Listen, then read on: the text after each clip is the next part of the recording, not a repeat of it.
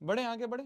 चलो अब कुछ वर्ड प्रॉब्लम्स देख लेते हैं एक बार, वर्ड प्रॉब्लम्स देख लेते हैं एक बार, वर्ड प्रॉब्लम्स देख लेते हैं, कुछ कुछ वर्ड प्रॉब्लम्स हैं जो अपन देख लेते हैं, ठीक है। चलिए चलिए, बोला जा रहा है the minimum age of children eligible to participate in a painting competition is 8 years. 8 साल के बच्चे जो हैं ये मिनिमम एज है। मिनिमम एज कितनी है? 8 साल है मिनिमम एज ऑफ चिल्ड्रन जो कि एक पेंटिंग कॉम्पिटिशन में पार्ट ले सकते हैं। It is observed that the age of youngest boy was 8 years and the age of participant one seated in age। जो youngest boy है, बोला जा रहा है youngest boy की एज 8 साल है, youngest boy 8 साल है। फिर जो एज ऑफ पार्टिसिपेंट है, जब उनको एज के ऑर्डर में रखा गया तो एक कॉमन डिफरेंस आया 4 मंथ का। कितना आया? 4 मंथ का, कि हर एक पार्टिसिपेंट जो है, हर एक पार्टिसिपेंट, करवा दूंगा मेरी जान, सबका चेक करवा दूंगा, ठीक है, करवाता हूं मैं। तो मिनिमम एज जो है वो 8 साल है, मिनिमम एज जो है वो 8 साल है।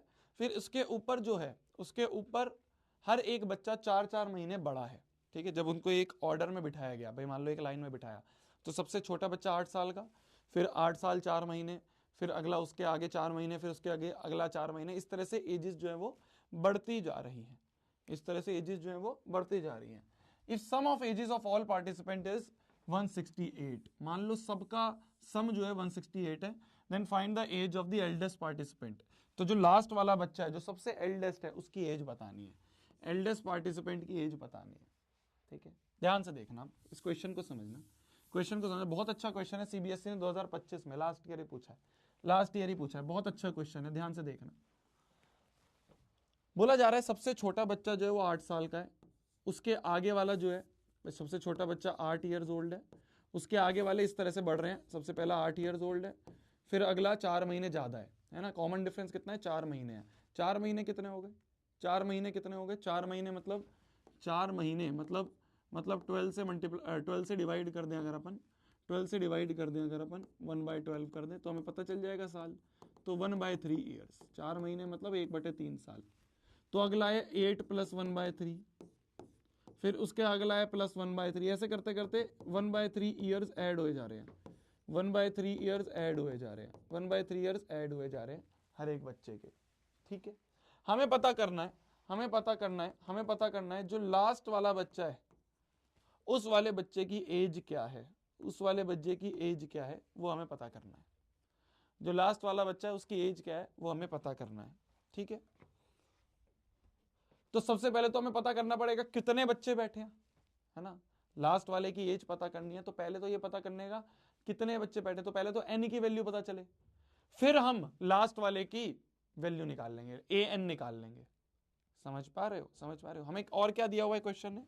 हमें क्वेश्चन में गिवन है कि सम जो है वो 168 ईयर्स है, sum of ages of all participant. तो मान लो लेट एन पार्टिसिपेंट्स, मान लेते हैं अपन यहां से यहां तक टोटल कितने हैं, मान लो n पार्टिसिपेंट्स हैं, मान लो n पार्टिसिपेंट्स हैं,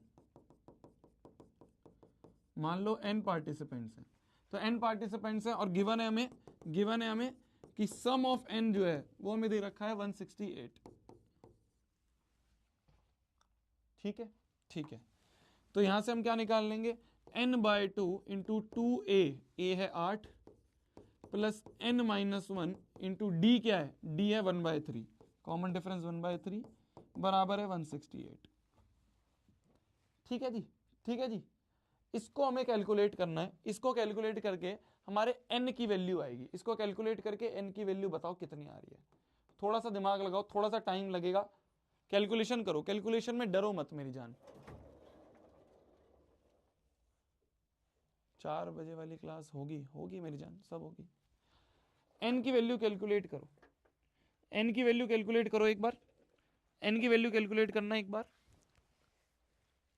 देखो ध्यान से समझना, इंपॉर्टेंट क्वेश्चन है, बहुत इंपॉर्टेंट क्वेश्चन है। पहले n की वैल्यू कैलकुलेट करो, n की वैल्यू कैलकुलेट करो, n से पता चल जाएगा टोटल कितने बच्चे हैं, फिर हम लास्ट वाले बच्चे की एज कैलकुलेट कर लेंगे। n से हमें पता चल जाएगा टोटल कितने बच्चे हैं, जब हमें नंबर ऑफ बच्चे पता चल जाएंगे तो लास्ट वाले की एज क्या होगी, लास्ट वाले की एज क्या होगी, लास्ट वाले बच्चे की एज क्या होगी, लास्ट वाले की एज क्या होगी, मतलब यहां वाली टर्म की वैल्यू, है ना। टोटल n बच्चे हैं भाई ये A1 है, ये A2 है, ये A3 है, तो nth वाले की एज क्या होगी? AN होगी। तो ये हमें AN कैलकुलेट करना है। लास्ट वाले की एज होगी AN, लास्ट वाले की एज होगी AN।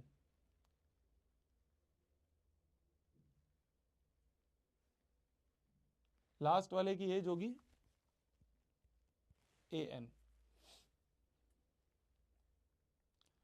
कितनी आ रही है n की वैल्यू? एक बार कैलकुलेट करो, एक बार कैलकुलेट करो।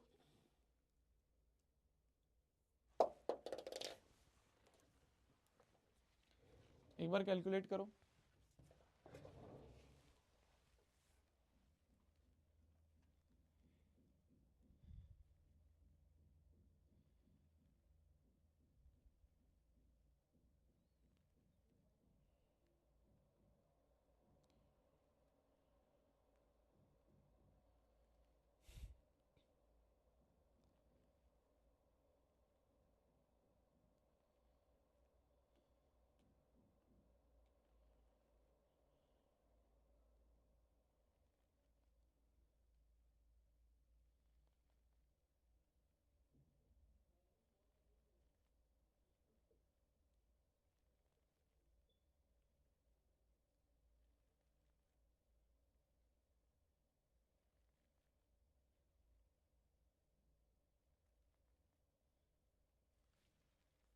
कितना आ रहा है? 16 आ रही है। नहीं नहीं, एज नहीं मैं पूछ रहा हूं, पहले ये बताओ कितने नंबर ऑफ स्टूडेंट्स हैं, कितने बच्चे हैं। आंसर नहीं पूछ रहा हूं, मैं पूछ रहा हूं कितने बच्चे हैं टोटल, ये बता दो। नंबर ऑफ स्टूडेंट बताओ, एन की वैल्यू बताओ, एन कितना आ रहा है? कैलकुलेट करा करो यार, देखो डरा मत करो, तुम अभी बहुत आगे जाना है भाई, तुम्हें भी बहुत मेहनत करनी है। इतनी छोटी छोटी कैलकुलेशन में डर जाओगे तो फिर कैसे होगा? मैं तो कर ही दूंगा, उस दिन बताया था ना, मैं तो कर ही दूंगा, मेरे को क्या दिक्कत है। एन की वैल्यू कितनी आ रही है? 16 ही आ रही है एन की वैल्यू ही। एन बराबर 21 है।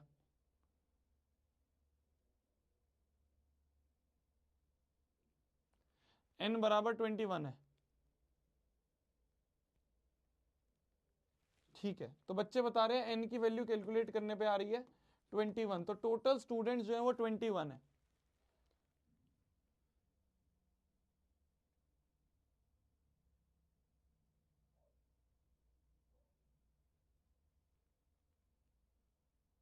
नहीं, एन बराबर 16 है, तुम खुद ही कंफ्यूज हो, तुम खुद ही कंफ्यूज हो। एन की वैल्यू 16 है फिर।